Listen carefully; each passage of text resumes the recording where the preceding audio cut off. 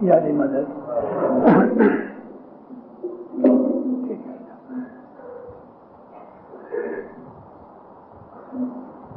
جی فرمان مانو تو فیرا چڑھے، ارشاد کہتا اتریے پار جی، تمہیں ستے ہمارا پوری پام شو ام جان جو نردھار جی. مولانا ناظر امام کا صلوات پڑھو زندہ رہو. اللہم صلی اللہ محمد و آل محمد.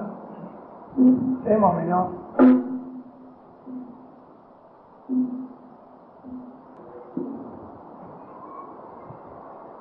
اللہ تعالیٰ قرآن شریف کے اندر ایک جگہ فرماتا ہے کہ میں نے انسانوں اور جنوں کو اس لیے پیدا کیا ہے کہ وہ میری عبادت کریں. عبادت کا جو لفظ ہے عربی زبان کے اندر، اس کا مطلب کیا ہے کہ کوئی بھی حکم اس کا نافرمانی میں نہ کیا جائے، ہر حکم اس کا مانا جائے اور اس مولا کی غلامی کی جائے. غلام اپنی مرضی اپنے سیٹ کی مرضی کے اندر مکس نہیں کرتا. عربی زبان کا جو لفظ عبد ہے اس کا مطلب ہے بندہ، یعنی کہ غلام، سلیو. بھلا خدا تعالیٰ کو یہ دنیا بنانے کی ضرورت کیا پڑی؟ کیوں خدا تعالیٰ نے دنیا بنائی اور انسانوں اور جنوں کو اپنا غلام بنایا؟ تو خدا تعالیٰ نے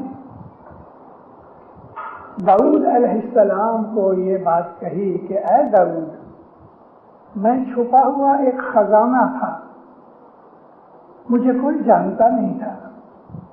مجھے ایسا خیال آیا، مجھے یہ پسند ہوا کہ میں ظاہر ہوں تو مجھے پہچاننے والے مجھے پہچانے. دیکھو دینداروں، خدا تعالیٰ کی صفتیں بہت ہیں. خدا رب ہے، تو رب کہتے ہیں پالنے والے کو، انگلش میں کہتے ہیں سسٹینر. اب کوئی ہے ہی نہیں تو پالے کس کو؟ خدا تعالیٰ اگر رب ہے تو کس کو پالے؟ کوئی خلقت بناوے تو پالے نا. خدا رحیم ہے. رحیم کہتے ہیں رحم کرنے والا. اگر کوئی خلقت ہی نہیں تو رحم کس پہ کرے؟ خدا تعالیٰ ہے، اس کو کہتے ہیں السمیع، سمیع الدعات، یعنی کہ ہماری باتیں سننے والا، دعائیں سننے والا. لیکن کوئی خلقت ہے ہی نہیں تو کس کی دعا سنیں؟ تو خدا کی جتنی صفتیں ہیں ان صفتوں کو ظاہر کرنے کے لیے خدا نے خلقت بنائی. اب جب یہ خلقت بنائی تو جو آدمی دکھی ہیں تو کہتے ہیں اے خدایا رحم کر، وہ خوش ہوتا ہے. جب بھی کوئی بچہ پیدا ہوتا ہے تو اس کے پیدا ہونے سے پہلے ماں کو دھاون کرتی ہے، یہ اس کی ربوبیت ہے، وہ رب ہے، پیدا ہونے سے پہلے کھانا بھیج دیتا ہے. تو یہ ساری خدا کی جو صفتیں ہیں وہ اس کی عبادت کے لیے ظاہر ہوتی ہیں کہ ہم اس کی بندگی کریں اور اس کی صفتوں کو اجاگر کریں. سوال یہ پیدا ہوتا ہے کہ بھلا خدا کو اس کی ضرورت کیا؟ میں نے آپ کو عرض کی کہ خدا کو ہیت ہوئی، محبت ہوئی. محبت یہ ہوئی کہ میں خلقت پیدا کروں اور پھر میں اس کے اوپر رحم کروں، میں اس کی دعائیں قبول کروں، میں اس کو پالوں پوسوں، میں اس کی باتیں سنوں، یہ سب خدا تعالیٰ کی خود کی اپنی صفتوں کو ظاہر کرنے کے لیے اس نے یہ خلقت بنائی ہے۔ وَمَا خَلَقَتُ الْجِنَّ وَالْإِنسَ إِلَّا لِيَعْبُدُونَ، ہم نے انسانوں اور جنوں کو کسی اور کام کے لیے پیدا نہیں کیا سوا اس کے کہ وہ ہماری عبادت کرے، فرمان مانے۔ جی کہو رے جیوت میں کس کارن آیا جی، نا کی دی صاحب جینی سیوا جی۔ اس دن پوچھتے ہیں مجھے بتاؤ بھلا تم دنیا میں کیوں آئے؟ ہے کوئی اس کا جواب؟ کیونکہ ہم اپنی مرضی سے دنیا میں نہیں آئے، ہم کو کسی نے نہیں پوچھا، فرشتوں نے کہ خدا نے کہ تو دنیا میں جانا چاہتا ہے، کیونکہ ہمارے ہاتھ میں کچھ نہیں، یہ اس کی مرضی ہے۔ اور جب ہم مریں گے تو ابھی ہماری مرضی نہیں چلتی، اس کی مرضی چلتی ہے۔ ملک الموت آتا ہے، دنیا دار کہتا ہے دیکھو تو لانچ تو نہیں لیتا، پیسے تیرے پاس چلن نہیں، تو مجھے تھوڑی مہلت دے دینا کہ میں 2-4 برس اور جیوں۔ ملک الموت کہے گا میں خدا کا بندہ ہوں، اس نے حکم کیا، میں تیری بات مانوں کہ اس کی بات مانوں؟ مطلب کہنے کا یہ ہے کہ مریں گے تو ہماری مرضی سے نہیں مریں گے، سوا کہ وہ لوگ کہ جو اعلیٰ قسم کے عابد ہیں تو ملک الموت ان کے پاس آ کے ہاتھ باندھ کے کھڑا ہو جاتا ہے، پھر مومن کو کہتا ہے خدا یاد کرتا ہے، چلو مومن کہتے ہو مولا نے مجھے یاد کیا، اتنا خوشی ہوتا ہے۔ مولانا سلطان محمد شہزاد فرماتے ہیں موت کا دن مومن کے لیے عید کا دن ہے، عید کا، اور حقیقت یہی ہے کہ جب موت مومن کے پاس آتی ہے مومن بہت خوش ہوتا ہے، جان چھوٹی اس دنیا سے جا کے میں مولا کو ملوں گا۔ تو دلدارو یہ جو ہمارا طریقہ اسماعیلی طریقہ ہے، یہ ادھیاتمک طریقہ، روحانی طریقہ ہے، عقل والوں کے لیے اسماعیلی مذہب ہے۔ اسماعیلی مذہب ان کے لیے کہ جو سوچ سکتے ہیں میں بھلا دنیا میں کیوں آیا۔ امام سلطان محمد شہزاد فرماتے ہیں، مولا فرمایا کہ آرام سے بیٹھ کے تم سوچو کہ تم دنیا میں کیوں آئے۔ مولا کہتے ہیں ہر روز نہیں بنتا، ویک میں ایک دن کونے میں بیٹھ کے اس بات کو سوچو کہ میں دنیا میں کیوں آیا۔ مولا کہتے ہیں ویک میں نہیں بنتا، 15 دن میں بھی ایک دفعہ آرام سے بیٹھ کے سوچو، اور پھر یہ بھی سوچو کہ آج صبح سے شام تک میں نے کیا کیا۔ جھوٹ بولا، کسی کو گالی دی، کسی کا پیسہ کھا گیا، بد نظری کی، نندا غیبت کی۔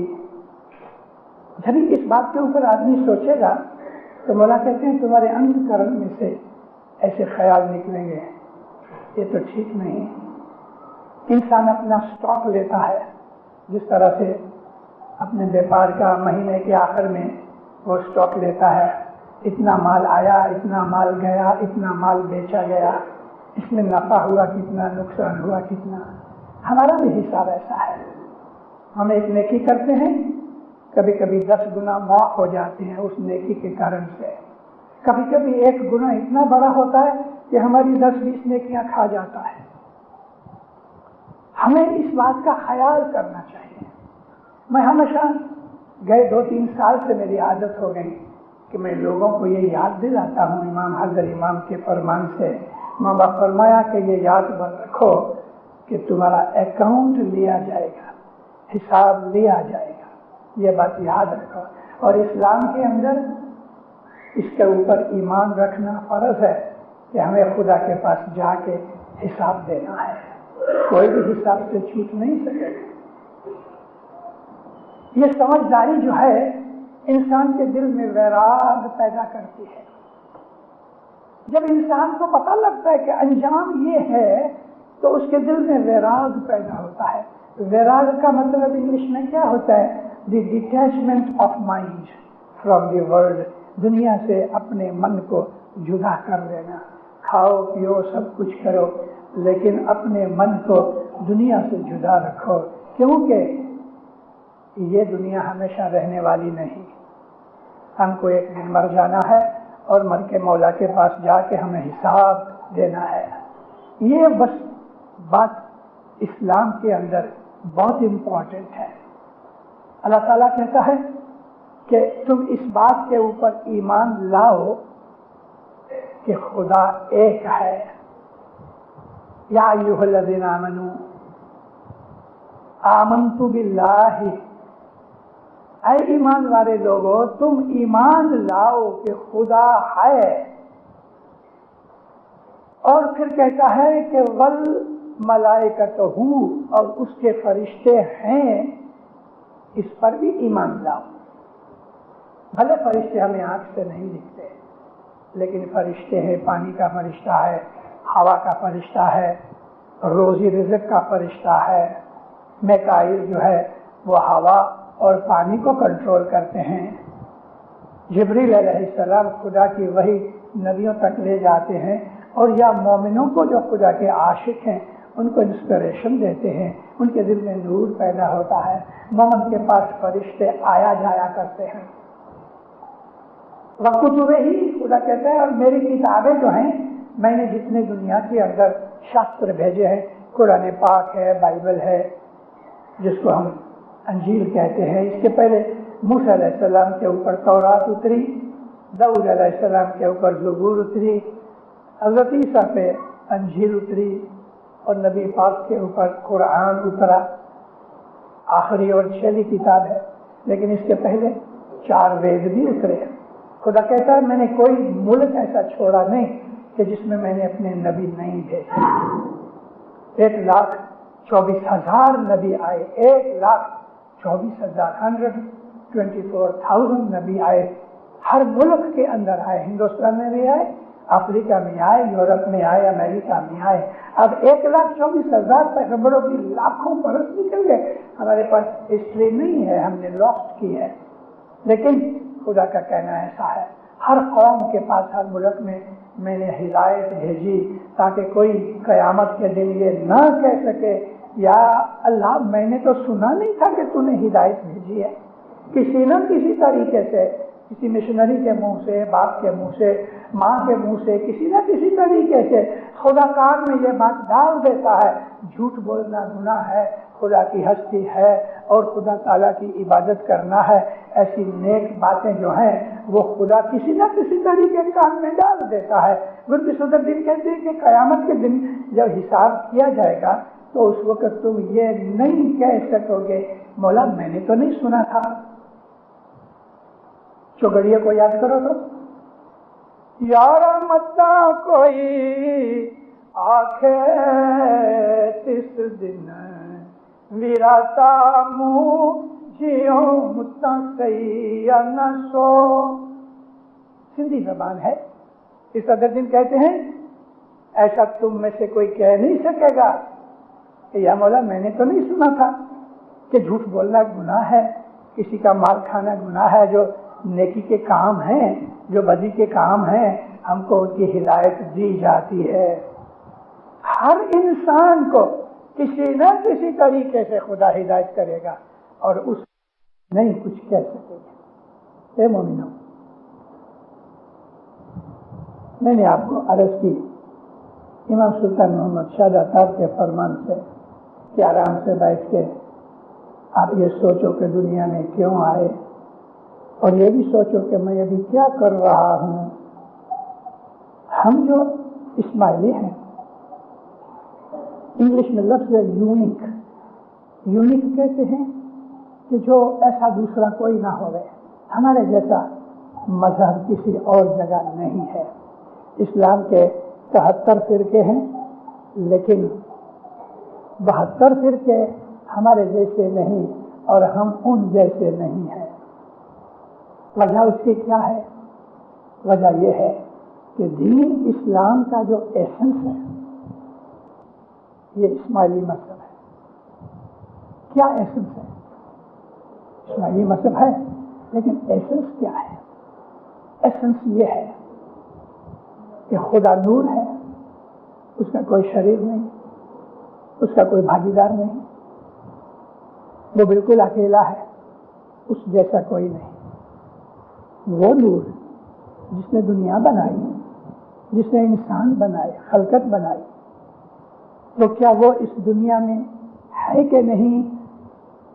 عقل کہتی ہے، قرآن کہتا ہے کہ وہ دنیا میں موجود ہے.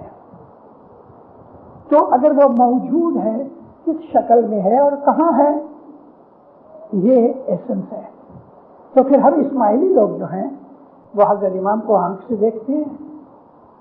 ہم کو کہا گیا ہے کہ اس میں نور ہے، لیکن ہم کو تو اس کا بدن دکھتا ہے، نور نہیں دکھتا. تو جو ایسنس ہے وہ چھپا ہوتا ہے.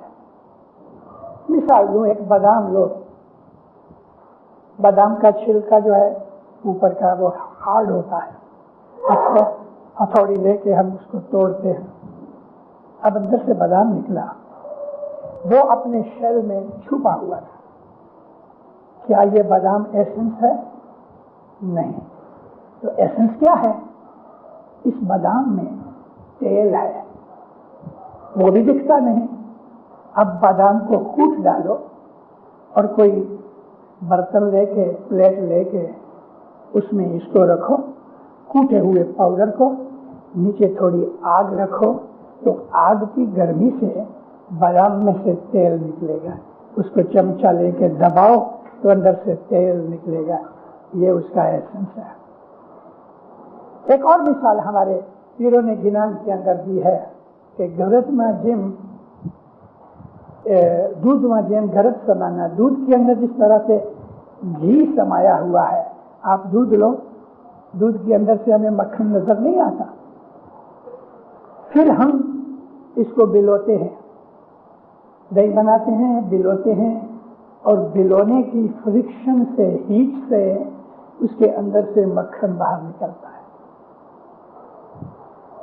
ہمارا حال ایسا ہی ہے. وہ ایسنس کہ خدا نور ہے اور وہ ایک شیل کے اندر ہے، اور وہ شیل حضرت امام کا بدن ہے. اس بدن کے اندر اللہ کا نور چھپا ہے. اب ہماری ظاہر کی آنکھ نور کو دیکھنے کی طاقت نہیں رکھتی، اس لیے اس کو دیکھنے کے لیے اسپیشل ٹریننگ چاہیے کہ جیسے ہماری باہر دو آنکھیں ہیں، ایسا ہمارے اندر ایک آنکھ ہے. آج سے لگ بھگ 40-45 برس پہلے کینیڈا کا ایک رائٹر تھا رابسن لمپا. اس نے ایک کتاب لکھی تھی، دی تھرڈ آئی. یہ رابسن لمپا تبت گیا، تبت جا کے مدت تک رہا، 2-3 برس. وہاں کے لاما کے ساتھ، بدھسٹ کے ساتھ بیٹھ کے یوگ ودیا سیکھی، سمادھی لگائی.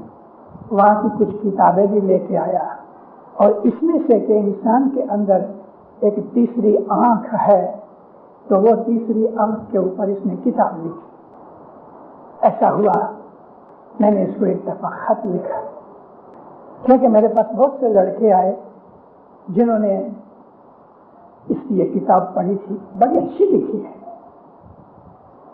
میں نے اس کو پوچھا کہ میں تمہاری کتاب اچھی طرح سے پڑھی، سمجھا بھی، کیا یہ چیز تم نے خود پریکٹس کر کے سیکھی ہے، بتائی ہے، کہ یا کوئی اور طریقے سے؟ اس نے مجھے جواب دیا. جواب یہ دیا کہ میں تبت گیا تھا اور وہاں لوگوں سے میری ملاقات ہوئی، یہ میرا ایکسپیرینس نہیں ہے، ان لوگوں کا ایکسپیرینس ہے جنہوں نے اس چیز کو پایا اور مجھے بتایا. میں ہنس پڑا، اس لیے ہنس پڑا کہ یہ وہ چیز ہے، یہ وہ ایکسپیرینس ہے کہ جو شبدوں کے اندر بتایا نہیں جا سکتا. تو اس کو کیا بتایا ہوگا؟ اب تو وہ کتاب گم ہو گئی اور وہ خود بھی لابسن لمپا مر گیا ہے. کینیڈا میں رہتا تھا، کینیڈین تھا. اس نے 7-8 اور بھی کتابیں لکھی ہیں. میں نے آپ کو یہ بات اس لیے کہی ہے کہ یہ جو ایسنس ہے، کرنل ہے، اس کا جو ایکسپیرینس ہم کو عبادت میں ہوتا ہے، مولا کے نور کی شناخت کرنا، یہ ایسنس ہے. جب انسان کو یہ سواد لگتا ہے تو وہ کہہ سکتا ہے بہت اچھا ہے، لیکن کیا اپنا سواد کسی کو ٹرانسفر کر سکتا ہے؟ کوئی آدمی ہے پوڈنگ کھا رہا ہے، بہت اچھی پوڈنگ ہے، تو یہی کہے گا نا بہت مزہ آیا، لیکن جو مزہ اس کو آیا یہ مزہ تو ٹرانسفر نہیں کر سکتا، سوا کہ وہ آدمی خود ایک چمچہ لے کے کھا لے تب پتا چلے کہ بہت اچھا ہے. اسماعیلی مذہب کا یہ ایسنس کہ خود عبادت کر کے اس میں امام کے نور کی ہم ایکسپیرینس لے سکیں. مومنو، یہ اسماعیلی دین کا ایسنس ہے، اور یہ چیز ہم کسی کو کہہ نہیں سکتے. کیوں نہیں کہہ سکتے؟ شبد ہی نہیں ہے کہنے کے، اس کی ایکسپریشن کا کوئی طریقہ ہی نہیں ہے. ہاں، اس کو کہو کہ تو خود بھی عبادت کر اور پھر تو اس کا مزہ اٹھا. یہ ویکتیگت ایکسپیرینس ہے، کسی کو نہیں بتایا جا سکتا. اس لیے حضرت امام کہتے ہیں کہ تم کسی سے تو خیال کی باتیں کرو تو وہ یہ سمجھے گا کہ تمہاری کھسک گئی ہے. ماں باپ یہ کہتے ہیں he will understand, he might think that you are abnormal, تمہارا مغز ٹھیک نہیں ہے. کیوں؟ یہ چیز سمجھائی جا سکتی نہیں. لیکن انسان کے دل کے اندر خدا نے چھپا ہوا ایک رتن رکھا ہے، رتن یعنی ڈائمنڈ، کہ اس کو کیچڑ وغیرہ لگ گیا ہے اس لیے وہ شائن نہیں ہوتا. اب پانی سے دھو ڈالو تو اس کی چمک نظر آئے. کبھی کبھی ہم کو غیروں کے لٹریچر میں سے کچھ چیز نکلتی ہے.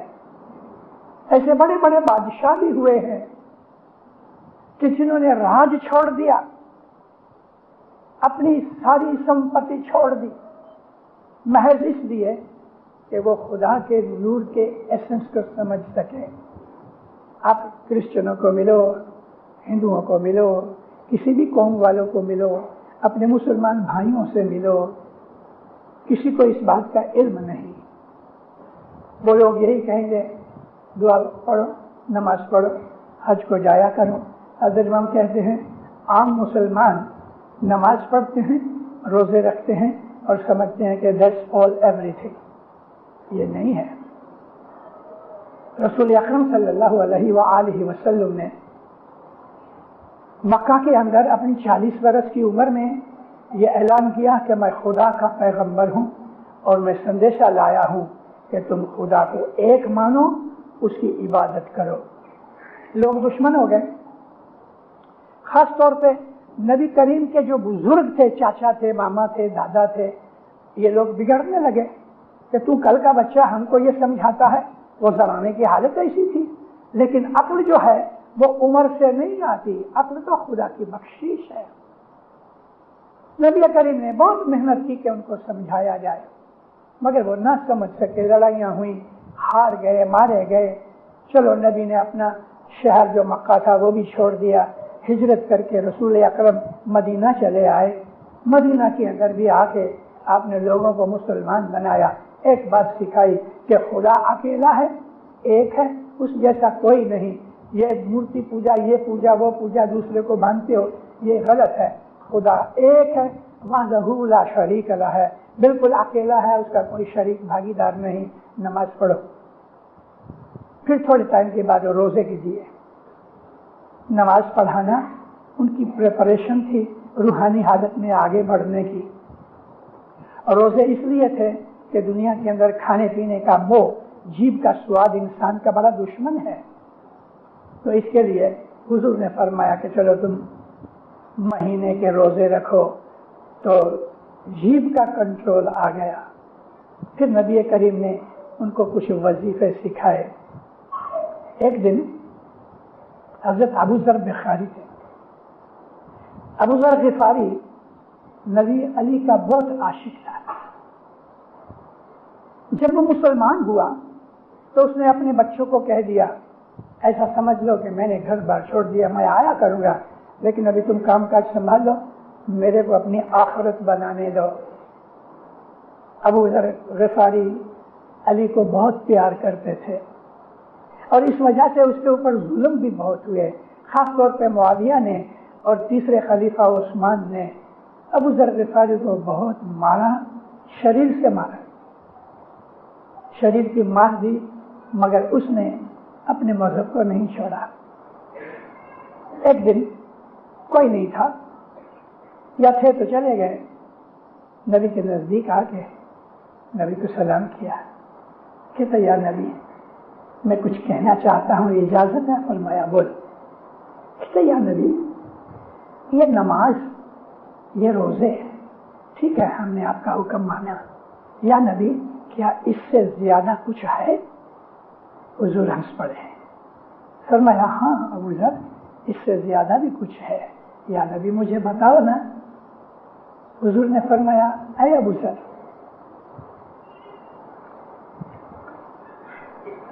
رات کو اٹھا کرو، آنکھ بند کر کے اللہ کا خیال کرو۔ کہتے ہیں نبی اللہ تو نظر نہیں آتا، اس کا کیا خیال کرے؟ فرمایا اللہ کا خیال کرو کہ اے خدایا تو کون ہے، کیسا ہے۔ روز اٹھ کے اس کے لیے سوچا کرو کہ بھلا تو کیسا ہے، تیری شکل کیسی ہے اگر ہے تو، تیرا رنگ روپ کیسا ہے اگر ہے تو، اے خدایا مجھ کو اس کی سمجھ دے۔ بس اس نے یہ بات مان لی۔ مسجد میں جب عشاء کی نماز ہو جائے، جس کو ہم دوسری دعا کہتے ہیں سانجی کی دعا کے بعد، اس میں پہلی اور دوسری نماز کے اندر آدھے گھنٹے کا پونے گھنٹے کا فرق ہوتا ہے، اور رات کے 12 بجے تک دوسری نماز پڑھی جا سکتی ہے، اس کو کہتے ہیں صلاۃ العشاء، عشاء کی نماز۔ وہ شام کو مسجد میں آ جاتے تھے اور پھر واپس گھر نہیں جاتے تھے، مسجد کے باہر بھی نہیں جاتے تھے، رات کا کھانا نہیں کھایا کرتے تھے، شام کو مسجد میں آ جا رہے ہیں، نمازیں ہو جانے، پھر وہی نماز کے بعد وہیں بیٹھ کے تو وہ خیال کرتے تھے کہ اے خدایا بھلا تو کون ہے، تو کیسا لگتا ہے۔ یوں سوچتے سوچتے سوچتے جو ڈھونڈنے نکلتا ہے وہ کبھی نہ کبھی اپنے مقصد کو کہیں نہ کہیں پا لیتا ہے۔ یہ ڈھونڈنا ہمارے بیت الخیال کی ایک پریکٹس ہے۔ میں اس محفل کے اندر آپ کو روحانی چیزیں ہی سکھانے کے لیے آج میں نے نیت کی، ظاہر کی بہت سی واضح ہو چکی ہیں، لیکن آج میرا دل ایسا ہوا کہ میں جماعت کو روحانیت کی طرف لے جاؤں۔ پھر آپ میں سے 2 آدمی نکلے کہ 10 آدمی نکلے یا کوئی نہ بھی نکلے، جو کہ انشاءاللہ ایسا تو نہیں ہوگا، کوئی نہ کوئی تو ضرور نکلے گا۔ کبھی آپ کی ساری جماعت میں سے ایک جن نے بھی آج کی میری واز کو ہضم کر لیا، خدا کی قسم وہ پا گیا۔ اے دیندار اپنے دل میں ویراگ پیدا کرو۔ ویراگ یہ ہے کہ دنیا سے ہماری ڈیٹیچمنٹ ہو جاوے، کھاؤ پیو اس کا منع نہیں ہے، لیکن ویراگ یہ ہے کہ جیسے ایک ماں کا جوان بچہ امریکہ چلا گیا ہے، ماں بالکل اکیلی ہے، ہسبینڈ گزر چکا ہے، دوسرا کوئی بچہ نہیں، یہ ایک ہی بچہ ہے جس کو ماں بہت پیار کرتی ہے، لیکن وہ دور دیش 7 سمندر پار امریکہ چلا گیا ہے۔ یہ بات مرد لوگ نہیں سمجھ سکیں گے، کیونکہ جو ماں کے سینٹیمنٹس ہیں وہ مرد کی سمجھ میں کبھی نہیں آئیں گے۔ تو میرے کو کیوں سمجھ آتی ہے؟ میں نے ماں کے سینٹیمنٹس کو جانا ہے۔ اب یہ ماں کھاتی ہے، لیکن جب لقمہ تو ساتھ کھانا کھلاتا ہے، شام کو اپنے ساتھ رکھتا ہے، جماعت کھانے بچوں کو نہیں جانے دیتا، جو ہمارے مذہب کا دشمن ہے، مگر دوست بن کے بیٹھا ہوا ہے۔ ان بچوں کو، ان مومنے بچوں کو جو لاڈلے بچے ہیں مولا کے، ان کے سامنے ایسی باتیں کرتا ہے کہ آہستہ آہستہ ان کا ایمان خراب ہو جاوے۔ میں نے یہ بات کہہ کو کی اس لیے کہ ہر چیز جو ہمیں اچھی لگتی ہے وہ اچھی نہیں، اس کا سلوک بڑے پیار سے ملتا ہے. تم میرے بچے جیسے ہو، کام کرو، فوراً کام دیتا ہے، لیکن میٹھا میٹھا بن کے چوہے کی طرح پھونک پھونک کے گوشت کھا رہا ہے. ایسے تو کئی قصے ہیں کہ جہاں ہمارے بچے جا کے پھنس جاتے ہیں. کچھ بھی کام کرنا ہے، جانا ہے، میں جانے کے خلاف نہیں ہوں، میں اس کے خلاف ہوں حضرت امام کے فرمان سے اللیگلی نہ جاؤ. اور اس کے اندر میں ایک روحانی بات بھی کروں. جب ہم اللیگلی کوئی کام کرتے ہیں، چاہے دنیا کی نظر میں چاہے مولا کی نظر میں، تو ہماری کانشیس بائٹ کرتی ہے. جب کانشیس بائٹ کرتی ہے اور پھر بھی ہم کرتے رہتے ہیں تو کانشیس مر جاتی ہے، کانشیس کی آواز بند ہو جاتی ہے. پھر ہم جو کچھ بھی کرتے ہیں ہماری کانشیس مر گئی ہے تو گناہ کرو کچھ بھی کرو پتہ نہیں لگتا. لیکن جو آدمی عبادت والا ہے، مومن ہے، وہ اپنی کانشیس کو مرنے نہیں دیتا، کیونکہ کانشیس ہی ہے کہ جو اس کو گائیڈ کرتی ہے یہ کام اچھا نہیں. کانشیس کہتی ہے ہم بھوکے ہیں، مان لو ایک ڈاکٹر دیتا، سخت بھوک لگی، 2-3 دن سے کچھ نہیں کھایا، کچھ روٹی کھانے کو من ہوتا ہے، کمانے کی طاقت نہیں، یا کماتا ہے تو کچھ کام ملتا نہیں. اب کیا وہ چوری کرے؟ کانشیس کہے گی نہیں، مر جانا اچھا، چوری نہیں کرنا. وہ آدمی چوری نہیں کرے گا، دکھ اٹھا لے گا، ہمیں بے ہوش ہو جائے، بے سود ہو کے گر پڑے، ہاسپٹل میں اٹھا کے لے جائے، وہاں اس کو شاید کھانا کھلائیں گے، لیکن چوری نہیں کرے گا. یہ کانشیس ہے. جب کانشیس مر جاتی ہے تو وہ چوری کرتا ہے. پکڑا گیا تو کہتا ہے میرے کو بھوک لگی تھی، میں نے چوری کی. جو اپنے آپ کو بچا کے دوسرے پہ الزام لگانا چاہتا ہے، میں نے کچھ برا نہیں کیا، مجھے بہت بھوک لگے گی، کانشیس نہیں ہے. اس کے لیے اس کا یہ جواب ہے. اقبال کہتے ہیں، بہت اچھا شعر ہے، اگر جو اردو جاننے والا نا اس کا کلیجہ ہل جائے گا. وہ اپنے اس آتما کے لیے، جھیل کے لیے، آتما تو نہیں، آتما پاک ہے، جھیل کے لیے، جھیل کو ایک اس نے پنچھی بنایا، برڈ بنایا. تو کہتا ہے طائر لاہوتی. لاہوت وہ جگہ ہے کہ جہاں فرشتے رہتے ہیں، روحیں رہتی ہیں. اے طائر لاہوتی اس موت سے، اے طائر لاہوتی اس رزق سے موت اچھی، جس رزق سے آتی ہو پرواز میں کوتاہی. وہ کہتا ہے اے لاہوتی اڑنے والے ہنس، وہ رزق کھا کے کہ تیری اوپر کی اڑان نہ رہے، اس سے تو مر جانا اچھا، کیونکہ تو لاہوتی چیز ہے. مطلب کہ ہم حضرت امام کے روحانی بچے، ہم اس دنیا سے نیچے آئے، ہمارے پاس یہ نبیوں کا دین ہے. اس کے لیے ہم دنیا کی موہ ممتا مایا گناہوں کے اندر پڑ کے اپنے روحانی پنکھ کاٹ لیتے ہیں. اقبال کہتا ہے اس سے تو مر جانا اچھا، یہ رزق موت سے خراب ہے.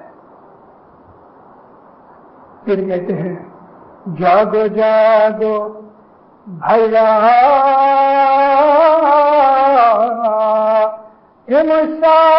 رہنا وہانی. اے بھائیو اٹھو، کائے کو رات گما رہے ہو، سو کے نیند کے اندر اٹھ کے مولا کی عبادت کرو. کتنی ویرانوں میں ہم کو پیروں نے جاگنے کے لیے کہا. یہ جاگنا آنکھیں سوئی ہے نیند میں سے، یہ جاگنا نہیں ہے. پھر کا یہ جاگنا، کانشیس کو جگاؤ، اپنے انتکرن کو جگاؤ، رائٹ اینڈ رانگ سمجھو، دیکھو کہ اچھا کیا ہے برا کیا ہے.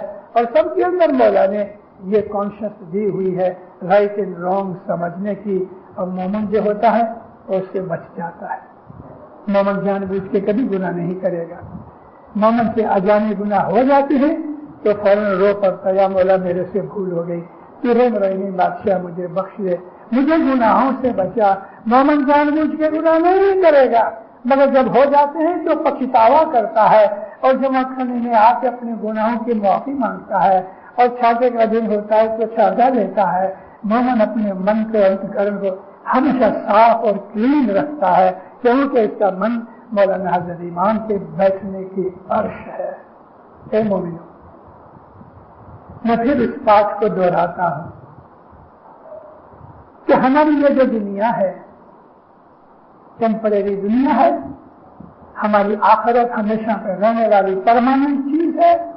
عبادت کیا کرو مومنو، رات کو 10 بجے سو جایا کرو، رات کو 10 بجے سو جاؤ، دنیا کا موہ من چھوڑ اور صبح اٹھ کے جمع خانہ آپ کے سامنے ہے، 15 منٹ میں ادھر آ سکتے ہیں، 4 بجے آ کے بندگی کرو، عبادت کرو۔ آہستہ آہستہ آگے بڑھو گے، 10 منٹ برابر دینا، کیونکہ 10 منٹ کے بغیر عشق پیدا نہیں ہوگا، 10 منٹ کے بغیر ایمان کمپلیٹ نہیں ہوگا، اور جب ایمان ہی کمپلیٹ نہیں تو بیت الخیال میں محنت کرنے سے کچھ نہیں ملے گا۔ 10 منٹ برابر دو، اعمال نیک کرو، کوئی بدی برائی نہ کرو، جان بوجھ کے گناہ نہ کرو، اجانے ہو جاتے ہم انسان ہیں۔ صبح عبادت کرو، دعا پڑھ کے، اگر آپ کو کوئی دنیاوی تکلیف ہے جنت کے دل میں بیٹھ کے 2 تسبیحاں اللہم صلی اللہ محمد وآل محمد، امام کا فرمان ہے کہ صبح کی دعا کے بعد صلوات کی 2 تسبیحاں نکالو گے تو تمہاری تمام نیک امیدیں پوری ہوگی، دکھ چلے جائے گے۔ اگر ایسی کوئی تکلیف نہیں تو 2 تسبیحاں محض مولا کو یاد کرنے کے لیے، اس کی مہمانی کے طور پہ یہ صلوات نکالو۔ صلوات روحانی مہمانی بھی ہے، مولا راضی ہوگا، خوش ہوگا، دن بدن آپ کی چڑھتی ہوگی، آپ کی اولاد نہیں چڑھتی ہوگی۔ کبھی مان لو کہ آپ کروڑ پتی نہیں بنے تو دیندار دکھی کبھی نہیں بنو گے، دنیا میں صدق سے رہو گے۔ مولانا حضرت امام آپ کو سکھی آباد کرے، ایمان کی سلامتی دے رہے، حقیقتی سمجھ دے رہے، مولا آپ کو 2 جہان کی برکتیں دے رہے، شیطان کے فریب سے بچائے، ایمان زیادہ کرے، حقیقتی سمجھ کے ساتھ اپنی معرفت دے رہے۔ مولانا حضرت امام آپ کو حضرت امام کی وفاداری، حضرت امام کی فرمان برداری، حضرت امام کی محبت ملے۔ مولا آپ کو، آپ کی کتب قبیلے کو اس روحانی راہ کے اوپر مستقیم کرے۔ اسماعیلی مذہب کا جو مغز ہے مولا اس کے کھانے کی توفیق دے رہے۔ مولانا حضرت امام روز بروز آپ کی روحانی قوت کو بڑھاتا رہے اور دن دنیا کی نعمت دے رہے، نیک امیدیں پوری کرے۔ ایسا